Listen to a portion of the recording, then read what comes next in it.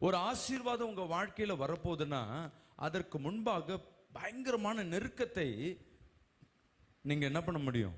சகிக்க வேண்டியது இருக்கும். பிசாசனம் நிறைய நெருக்கத்தையும் அழுத்தம் சொல்லுவோம், சில பிரஷர், அழுத்தம். அந்த அழுத்தமானது நம்ம வாழ்க்கையில ஈடுபட ஆரம்பிக்கும்.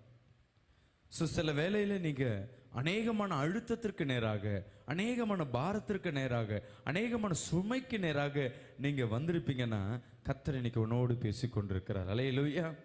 விசுவாசிக்கலாமேன்னு சொல்லுவோமே.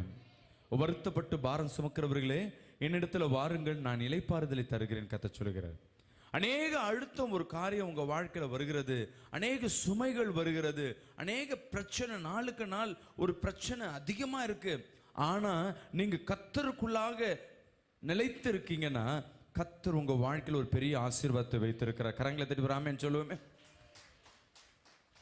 நிறைய பேர்